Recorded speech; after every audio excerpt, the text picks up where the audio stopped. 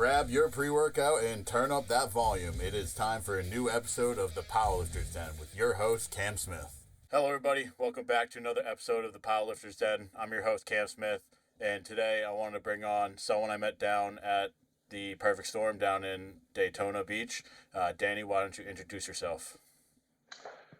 My name's Danny Tinajero. I've been powerlifting for roughly 24 years, located down in Holly Hills, to be specific, which is near Daytona at Perfect Storm Gym.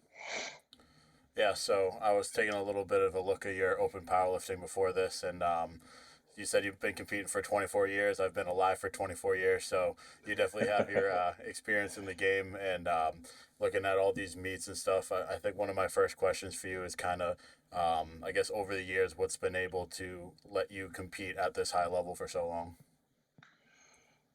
Definitely delving into the biomechanics side of things, but I didn't really get into that until around 2015 or so.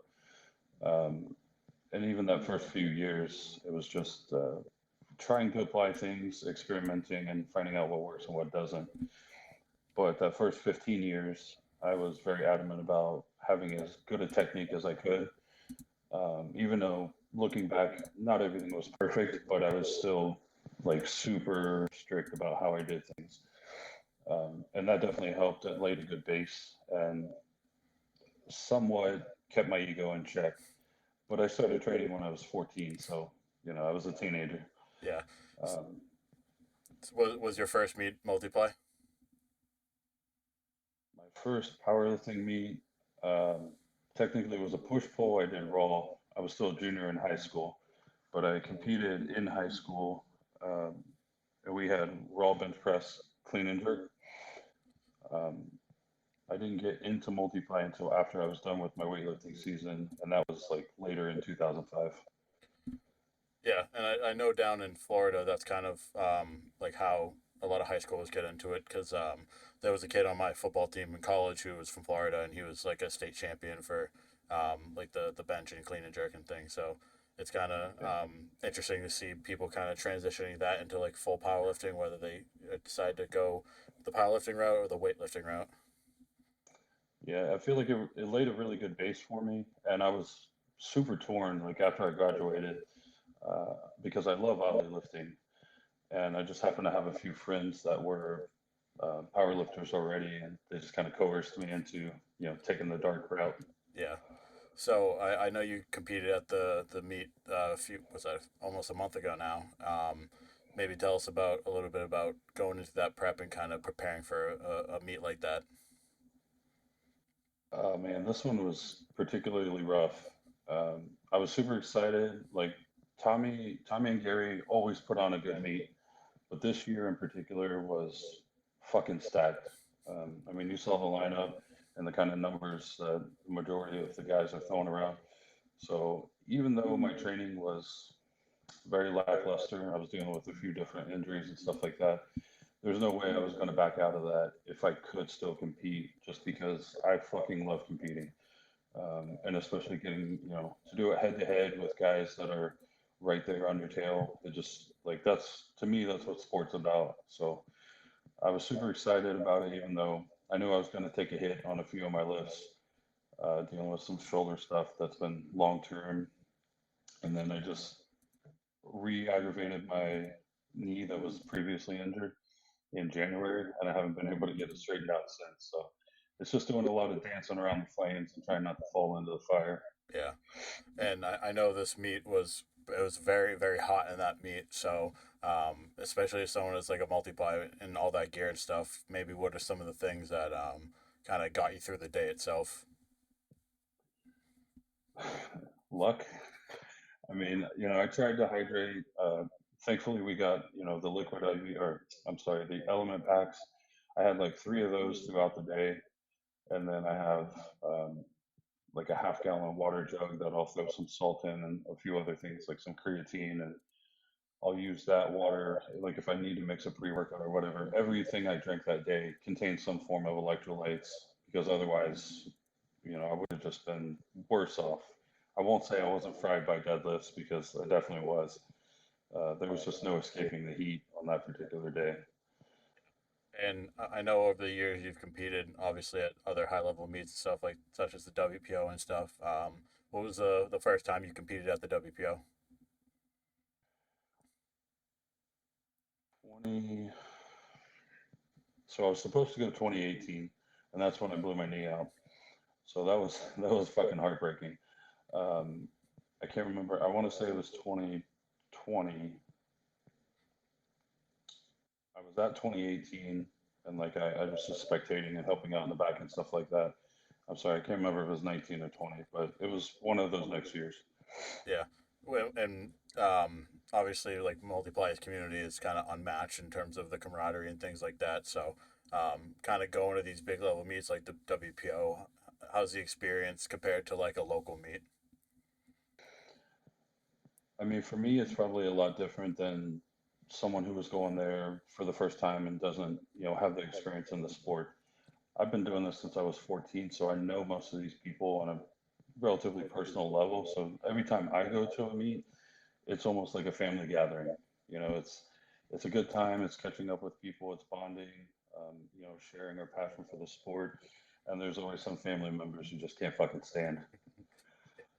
Um, and just remind everybody maybe what some of your best lifts are, and I guess each division, whether it's single ply, multiply, raw.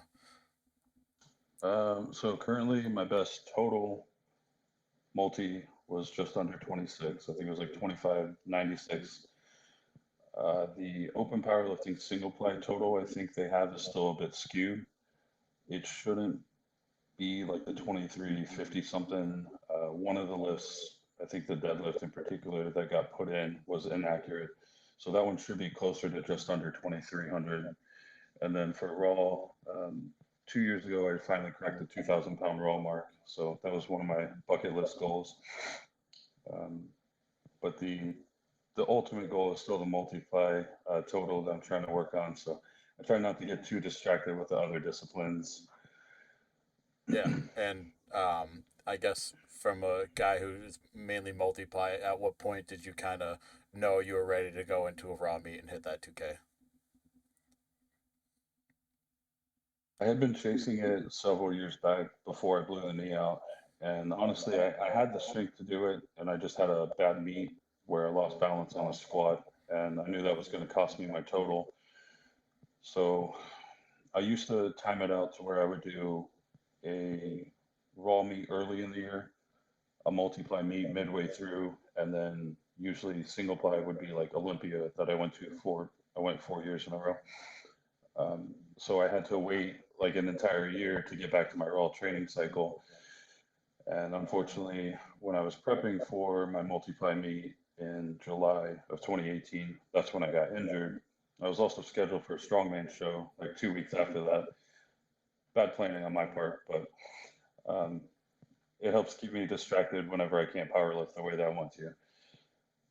But I just knew, I had, even though it wasn't top priority for that role total, it was something that if I don't get to do, I'm going to be very upset. So I figured I would take a swing at it, and I did hybrid. Um, I can't remember when that was, but it was when COVID was big because I had COVID going into the meet. Like 12 days out, I got hit with it. And thankfully, I recovered enough to be able to complete the meet, but I fell a little bit short of my 2000. So then I think it was the next year is when I did the vice barbell vice meet, and that's when I totaled 2000. Awesome. So Yeah, I think that that's obviously like one of those totals that every raw guy hopes to hit eventually. And yeah, I mean it's not what it once was, yeah, but it was still that was the number that I had set in my head. So yeah. And so you mentioned before that you're kind of the key to longevity for you is really focusing on the biomechanics. I know you do coaching too, so I guess maybe discuss about how you kind of implement your knowledge of biomechanics into your coaching. that gets pretty in depth and tricky, but to oversimplify it, we take a look at the body. You have certain ranges of motion that should be, adequate just to survive as a human. Now, what we do in powerlifting doesn't require nearly that, level of range of motion. However, if I know that I can maintain those ranges of motion, I'm pretty safeguarded against most injuries. Not everything, because shit happens, Yeah. but I know if I'm severely limited in any one of those ranges of motion, whether it's a shoulder, a hip, even the knee and elbow, rotate a bit, little things like that. If you don't keep up on them year after year after year, what we just chalk up to it's part of the sport or general wear and tear, which is fucking bullshit. Um, that'll eat away at the joints. So I don't let any little thing like that really go. We can't control everything, and I won't harp on it, obsessively.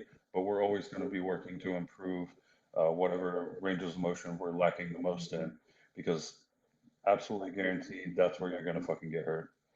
Yeah, and I think for some people too is, I mean, I know personally from experience with dealing with like various small injuries and stuff that when you go to physical therapy, they just kind of over do bullshit, and like it's not something that's like catered towards athletes. So I guess maybe what are some of the resources, or if someone's looking to get that like actually high level like recovery that they need, like what some of the things that they can do. So if you have like a true injury, I still have faith in physical therapy. However, my experience after injury with physical therapy was not good at all.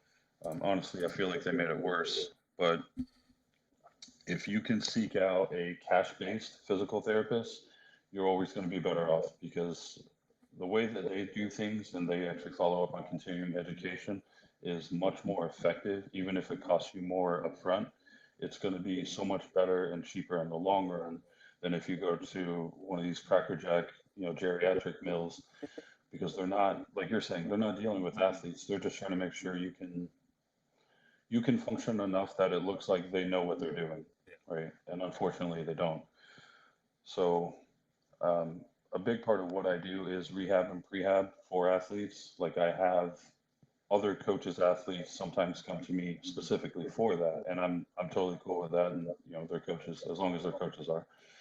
But either seeking out someone like what I do or an actual physical therapist, like I said, it's most likely going to be cash based, and there's there's thousands of them online, so it is tough to sift through. Who knows what the fuck they're talking about and who's full of shit. Yeah. But I would just say, like, if you know someone who's gone through a catastrophic injury and they worked with a physical therapist and they really felt like it made a difference, word of mouth, honestly. Yeah. I mean, I don't know how many times I've walked into a physical therapy office and all they have is fucking TheraBands and 5 pound dumbbells. And I'm like, I'm not going to get, because I had to go back there for a shoulder injury and they're having me doing some Mhm. exercises. And I was like, hey, do you have any heavier dumbbells? Because like this, I literally just don't feel anything. They're like, sorry, no. So I'm like, how do you expect me to get better if I can't progress on an exercise where I'm starting at the heaviest dumbbell you have? Yeah. So, something I kind of wanted to talk about too was obviously you hopped back into a raw meet to hit that 2000 total. And I know some people in the multiply world like to kind of occasionally jump back into it. And someone like me who's just getting into gear that has plans to go kind of back and forth. Maybe what is it? How big of a difference is it kind of going back into that raw? Depends on the person. Um, so, not to be the old guy, but back in my day, all of our multiply crowd basically scoffed at anyone that wanted to lift raw or bounce back and forth like what I did. But if you train accordingly for it throughout the year, it's not too bad. And that's how I've always trained. I've never wanted to give up my raw base, even when I was solely multiply. Because at first, from 2005, probably until I'm sure we could look it up, Raw Unity 3 was my first raw meet, full raw meet as a powerlifter. So I had probably 8 years, give or take, before I jumped into a raw meet after my high school, adventures. So I always kept up with my raw lifts, even though I wasn't doing them biomechanically well at the time, because I basically lifted the same way I do and multiply raw. And I think at Raw Unity 8 was one of the last straws where I tweaked the shit out of my knee, and I was standing ultra wide. I hit my 749 at like 220, and you could just see the left knee like quivering real hard. My knee wrap was shaking, and it was all downhill after that. So I realized that I had to change my mechanics because my body wasn't going to hold up for that. Um, Nowadays, like I still keep a decent amount of raw training in, even if I'm training for an equipped meet. So it's not hard for me to bounce back and forth. Like I don't know if you saw me in the warm up room, but the way that I warm up raw, very close stance, low bar, and then as soon as I throw the briefs on, it's back to wide stance, high bar. Yeah. And thankfully, my bench is like I don't change my grip or anything. I have long arms, broad shoulders, so I've never really had much to change there, other than the bar path. And then deadlift is pretty much the same.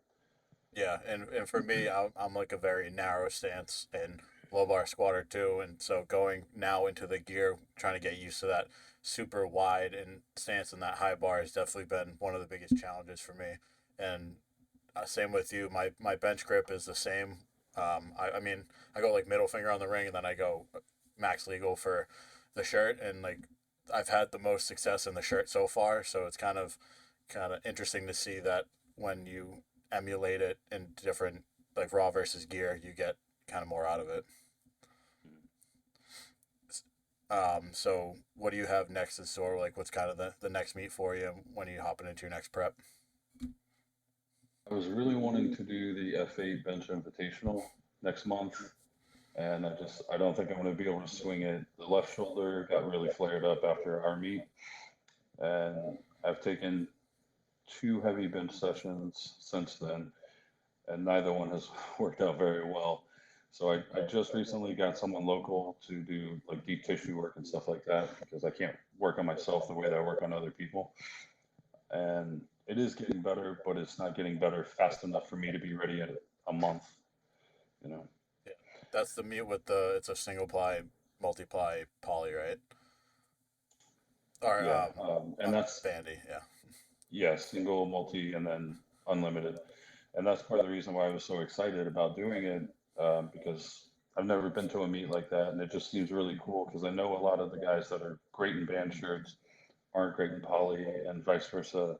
And I feel like I'm relatively well rounded, but I don't have very much experience in band shirts. I've used like the slingshots and widowmakers and stuff like that, um, but I'm the least experienced in the poly or the band shirts. Yeah, Um, I think a meet like that's pretty cool. It's kind of interesting, and like there's a the strategy aspect to it, and I think Mark's competing in it, right? Yeah, so he's someone who's like pretty good in all three. So he definitely has a different approach as someone. And then I can't think of his name right now, but he's like Sir Bench a lot or whatever. What's his name? Tony. Yeah, yeah, yeah. And so just like seeing these massive benchers trying to juggle all three and try to have a good strategy going into it's pretty cool. That's my favorite part about it is you do have to have good strategy because if it's not like a normal meet where you get three attempts and as long as you get one, that lift goes toward your total. If you miss any one of your two attempts in the three categories, it's going to cost you quite a bit. So you don't have to go balls out. If you went like 90% and then 95% in each of those three categories, you would probably line up really well against some of these guys that are going to be missing touches or just getting burnt out by the end. By the time you get to unlimited benching, you're already 4 reps into heavy benches. Yeah. So So I'm excited to see how it goes. yeah, and kind of while we're on the topic, obviously the band shirt's somewhat relatively new in the sport, and it's kind of have some pretty polarizing opinions. So maybe talk about a little bit about your thoughts on the introduction to it to the sport. Oh man. um, it wouldn't be right of me to speak out against it wholeheartedly because it was the same thing when I was starting in the sport and multiply was relatively new. And then you had, the Goggins and the cones and stuff like that. And it was like not, it was not apples to apples, right? And the same thing applies here. But the problem is a lot of these guys either like to gloat, like they're the best benchers in the world, and they've only been doing this for 1 or 2 years. And it's like, well, motherfucker, anyone can throw on a band shirt. It's dummy proof. Yeah, As long as you can raw bench, you can bench on a band shirt.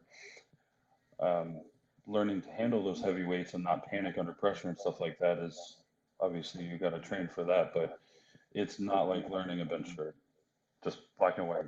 yeah, I don't think anyone can argue that. I don't think it makes it less impressive. It's just easier. So that's kind of where I stand on. I'm not totally against it, but not I don't respect it as much because it's easier to attain.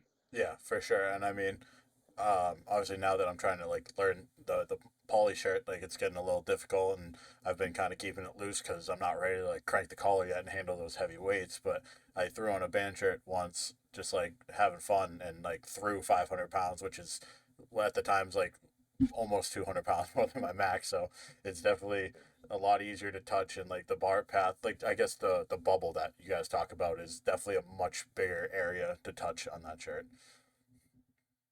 It doesn't restrict you unless you have one of the super tight, heavy duty ones that are multiple plies. It doesn't restrict you at all in the same way. It's still a lot of fucking pressure, and it's still hard to do heavy weights.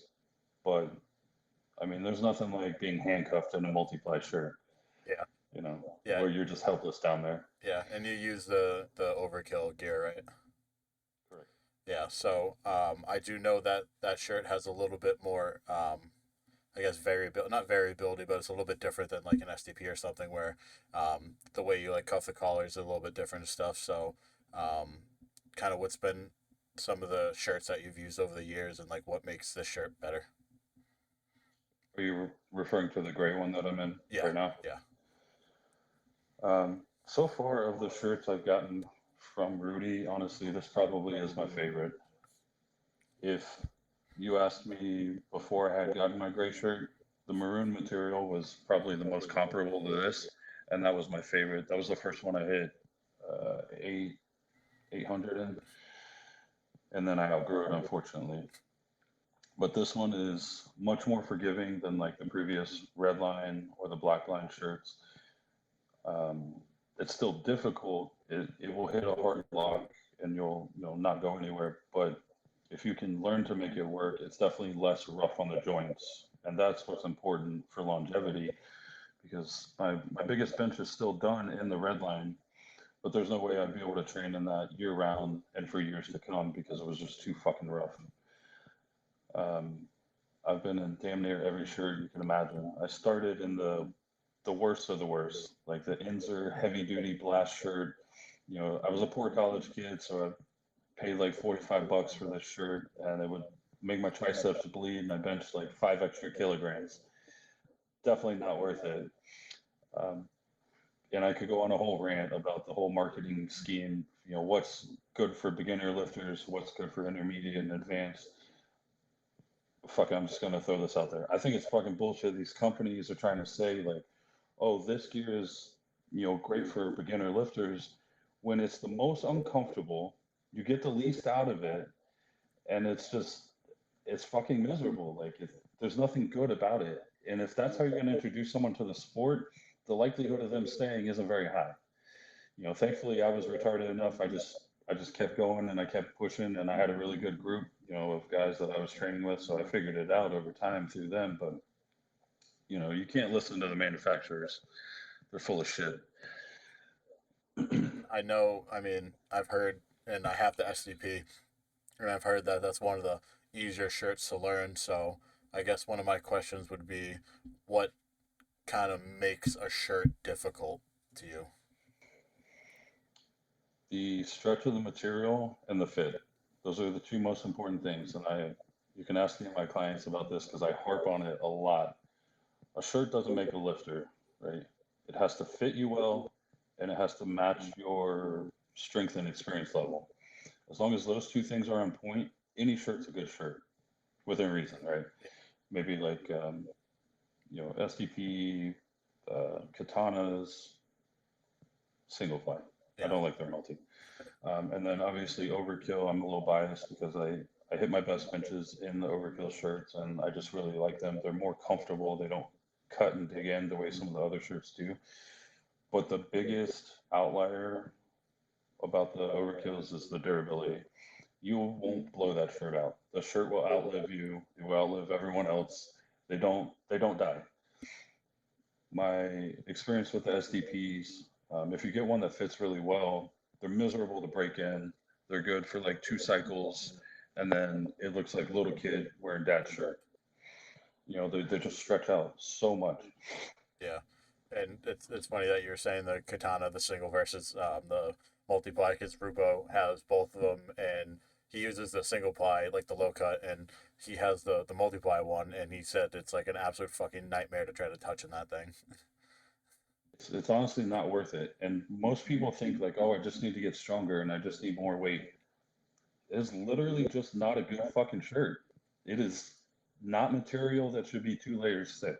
Yeah, You got guys like uh, Cole, who's yeah, he's just a fucking freak. But to be benching over 1,000 in single ply, um, Greg Powell, very very high bencher at 220, 242, at fucking 50 something years old. Like those are good shirts as long as you know how to use them well. The problem is everyone just falls into this trap like more is better, thicker is better, and then they get this 4 ply Evil Twin or Katana or those stupid fucking boss shirts that they make. Literally, no one can use them. No one. yeah, it's like the It's just classic insane. fucking just we need more weight to touch, and then they get stapled. Yeah, or you break your arm and then you know. Yeah. And so for the, I guess we'll talk about the squat suit too while we're kind of talking about your gear. You use the canvas, right? Yeah, that's the same one I got originally in like 2014.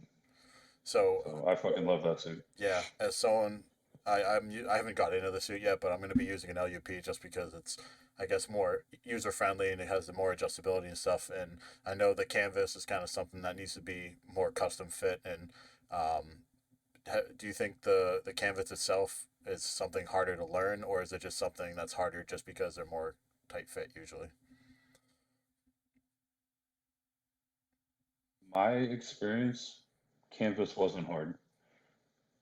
It is harder in general compared to poly because there's less flex in the material.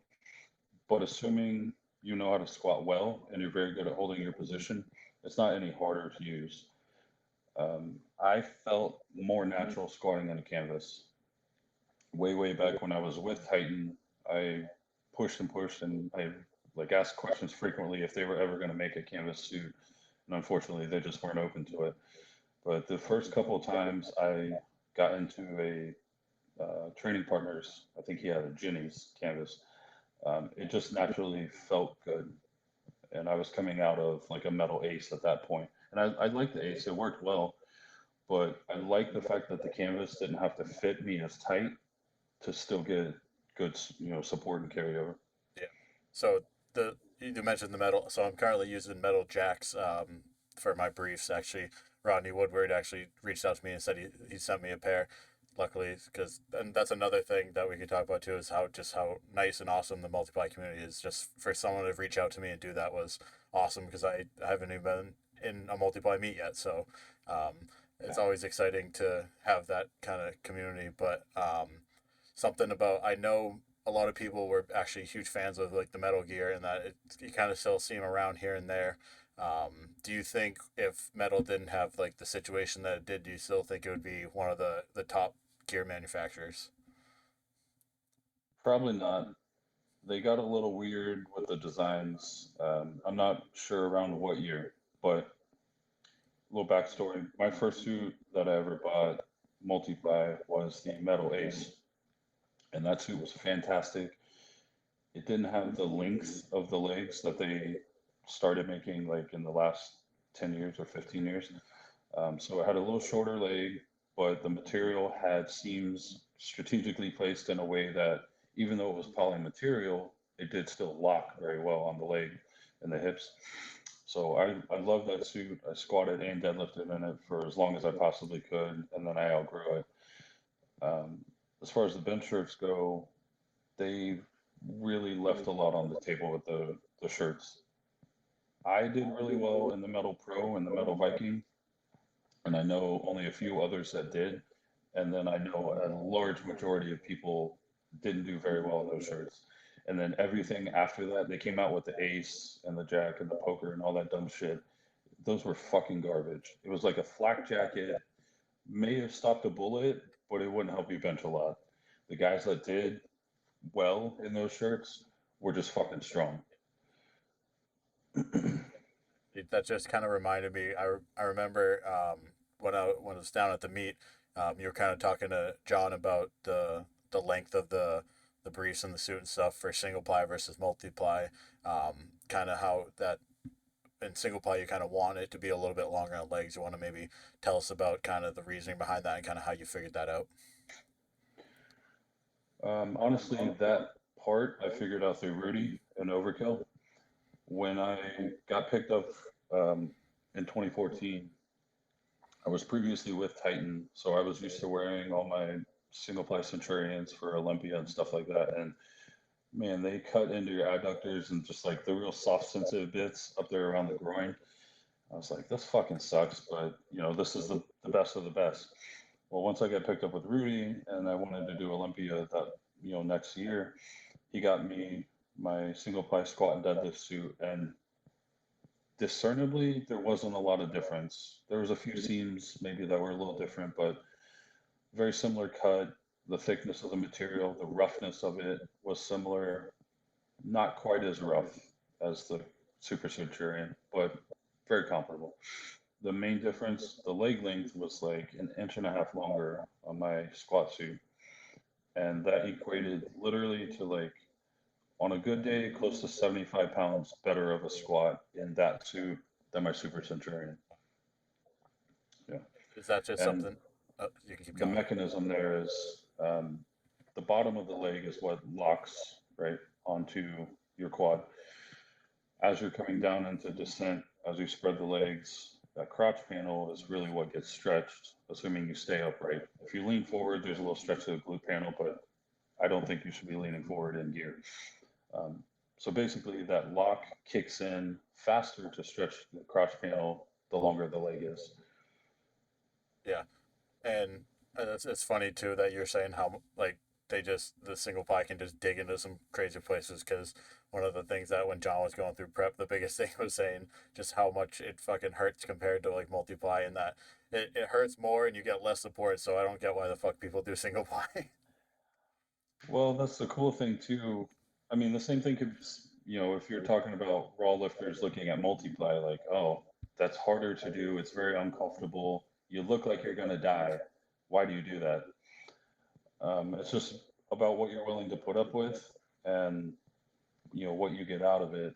I rose to the top super fast in single ply, and that was kind of the appeal at the time because I was still climbing multi, but there wasn't a lot of guys that were a lot stronger than me single ply. So I was like, fuck it, I'm gonna make this run and I want to be the best. And for the most part, I don't know if they keep single ply all time world records or whatever, but in that time that I was running single ply regularly, Olympia was undefeated. So it was a good time.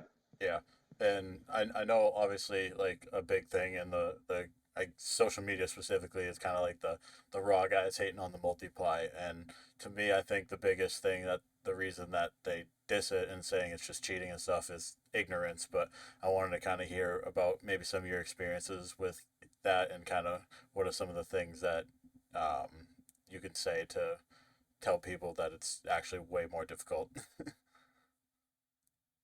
So we have um, an IPF guy, USAPO guy in our gym. I was just having this conversation with him earlier because apparently they have some drama and politics going on. Always. I don't know because I'm not super affiliated with anyone that competes there. Um, they're just different sports, man. Like it doesn't make any sense. Let's say I'm a sprinter.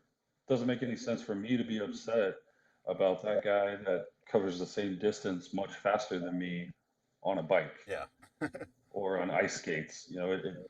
I don't understand the hatred between the different classes, but it is like you're saying. I do feel like it's a bit of ignorance because they don't understand how difficult it is, and they don't understand the difference. But how could they, right? Because they've never been in it. Yeah. And it's not something that's super easy to describe. I don't think one is any better than the other. One is harder than the other, without question. So it's the age old rebuttal is, well, throw on a shirt or throw on a pair of briefs and see for yourself, see how easy it is. Yeah. Everyone thinks like, oh, I squat 600 or 700, I'll be able to squat 1,000 in a suit. and we all know that never pans out. Yeah. Not that fast anyway. Yeah.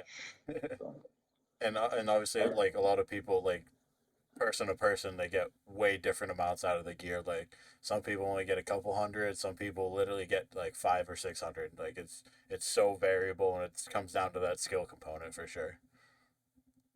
a big part of that. So the contrast there in the lifts was much bigger, like when I started, because like I said, none of the geared guys were very big into raw lifting. So I saw guys and I trained with guys that would only bench 315 and they would throw on a Karen's double denim and bench 705. Does that mean they were weak raw? Not necessarily. They just didn't put in the time to have any real conditioning raw. Yeah. All we did was warm up raw and then train in the gear. There was no raw training. So like when I got into that first raw meet, it didn't take me very long to take my squat from like 650 to 750. It was like 2 training cycles. Did I get 100 pounds stronger? No, but I was able to display 100 pounds more because I was training raw at that time. So it's just, you look at a guy, it's like, oh, he only squats 400 in his warm ups and it looked kind of tough for him. And then he squats 900 in the suit. That doesn't mean he's weak raw. He just doesn't put the time and effort there, into training it. For someone who goes back into, like, say you go into a raw meet after a multiply meet, obviously you're used to handling much heavier loads on squat, bench, and deadlift. Kind of what's that adjustment like for like the first few weeks when you're like you go to pick something and then you get to the hole and you're like, holy shit, it's actually way harder now. I mean, with the way that I typically train and I coach, like I said, I like to keep the raw base up so that we don't have that shock factor. Um, but yeah, if you didn't ever challenge yourself with raw lifts, it would be pretty sketchy, particularly at the bottom, because that's where you're the most vulnerable, and that's where the gear helps us out the most, and the leverages are the most different because we got different stance and grip width and stuff like that. Um, so me in particular, normally after a meet, I would take some downtime, train hypertrophy and or conditioning, try and shed some weight, get healthy for a little while, and that's all raw stuff. So I get like a very gentle, send off of the multiply meet into solely doing raw stuff, and then I'll start picking up some intensity and volume and whatnot as I go along. But if you do it smoothly like that, it doesn't feel terrible. If you just try to jump into a raw prep, it's going to be a rough one. Yeah, and so you said you like to keep that raw work in when you're training in the gear. Kind of maybe how do you incorporate that raw training into like whether it's an off season or a prep? Typically, if I'm off season, I do enjoy hypertrophy training. I have no interest in bodybuilding whatsoever, but I also like to look like a not fat piece of shit. Yeah, So, um, I'll keep in a decent amount of volume on like squats and deads, and then bench stuff reasonably well, but that's not super great for hypertrophy. So that may go toward accessory stuff. Um, Shit, I'm sorry, I just lost my train of thought. What was the question? just about how you're incorporating the raw training into like a gear lifter's programming or your programming itself. All right, yeah. So a big component at this point in my career, I don't do speed work. I don't. I don't want to say I don't like it. I just don't like it for most lifters because of how people have bastardized it. The whole set is not supposed to be done as fast as possible. It's concentric fast, eccentric, maybe tempo, maybe normal speed, but not fast eccentric. Yeah, It doesn't make any sense to ragdoll your body around and then expect it to be explosive. You look at any explosive athlete, long jumper, high jumper, sprinter, they're not doing super janky shit right before they need to explode, right? You're not putting your joints into like compromised, unstable positions to be explosive. So why would you do that with a barbell? yeah, So at this point, I like the rep effort method a lot better than the dynamic effort method. I will still utilize it, but I just treat it more as like technique solidifying and work capacity and stuff like that, as opposed to just being as fast as I possibly can. yeah. And for someone like me who is like a narrow stance, low bar squatter, say like I have a top single in briefs or the full suit or whatever, and my secondary is like a raw squat, is that something that you want that person to kind of emulate that wider stance or kind of go back to their competition raw stance? I'm always going to aim for the most optimal biomechanical positions. Very, very few, like 1% of people are great out wide. Stan Efferding, fucking freak. I don't know how he squats like that. Jordan Wong, insane hips, and it really does come down to hip structure. Um, but otherwise, like, even though I made it work for a very long time, standing ultra wide raw is not fucking good. Yeah, So, no, I wouldn't have you try and emulate that because you're not recruiting the same musculature without that external stimulus of the gear to fight against. yeah, Think about the super easy example is think about deadlift. When you have to fight to get down to the bar and then maintain that tension, get your core tension, and drive up at the same time, that doesn't feel anything like bending over and picking up a deadlift bar yeah, raw. yeah, Right? So there's just a lot of external factors that go into equip lifting that don't apply to your raw setup or how you execute the lift. So it wouldn't make sense for me to think that even though my feet are the same in this raw lift, that movement is going to directly give me carryover to the comp lifts. yeah. And for me, I was a conventional puller before, and now that I'm in the briefs and stuff, I'm obviously training sumo, and it's actually been going surprisingly well. I kind of wish I switched to sumo like 4 years ago, but I guess I know a lot of people, whether it's like, for example, like Kaylor Woolham, like he was a sumo puller in competition, but a lot of his training was conventional. So, um, what are some of the things, or what is your opinion on kind of being able to switch up between conventional and sumo? I'm a big fan of being proficient in both stances, and I will have almost all my lifters train both stances at some point throughout the year, as long as it's not detrimental to some, imbalance or whatever they have going on. I like when I first started um, following programs and stuff like that. I came across one of Ed Cohn's old programs in like a Powerlifting USA, and it was super basic, very linear. You had one work set sumo, you had one work set deficit conventional. I was like, well, this fucking guy pulls 900 pounds. He probably knows what he's talking about. Yeah, And I had a lot of success running that program over and over, time after time, as long as I didn't let my ego get in the way and base your percents off a number that you want instead of what you're capable of. yeah, So I'm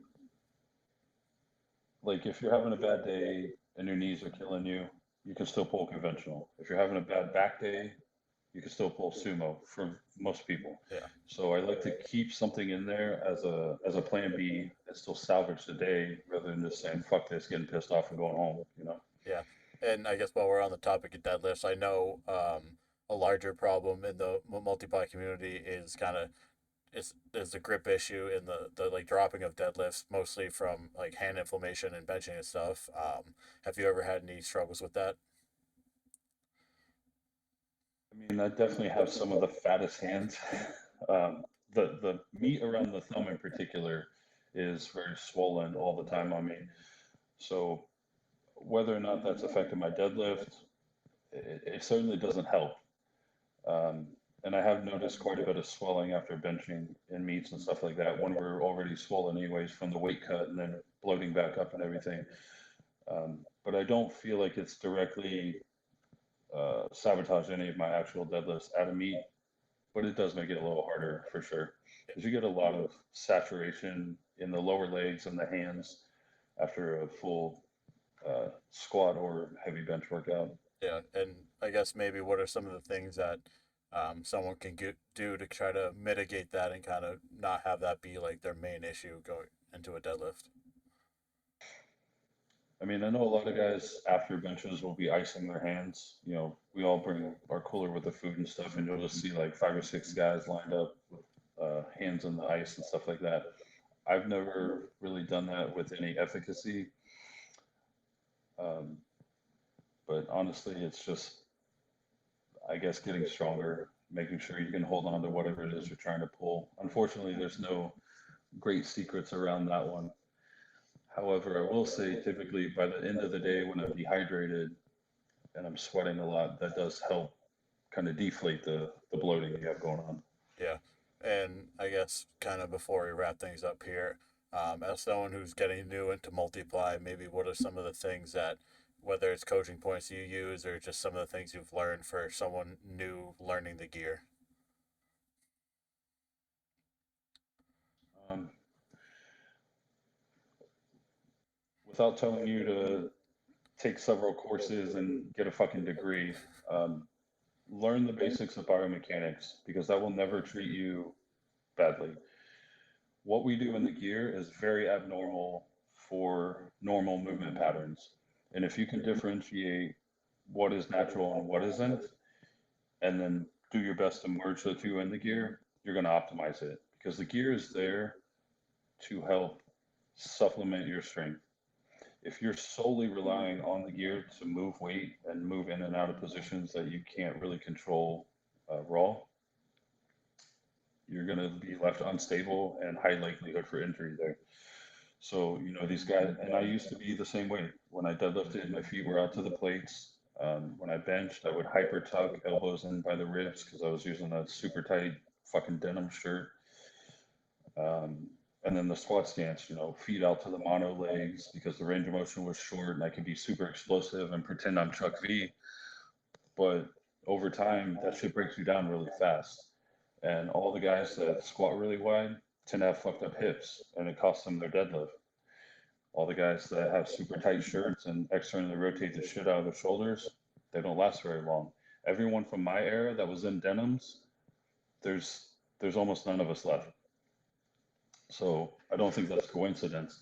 The closer you can stay to assuming you're optimized raw, the closer you can stay to your raw groove and still force the gear to stretch, you're going to get the most out of it that way. And you're going to minimize how fucked up you're getting using it. Because there's nothing good about the way that we use the gear. Even though people say, like, oh, it helps protect my joints and stuff like that. And yeah, like if I put it on, my hip will stop hurting.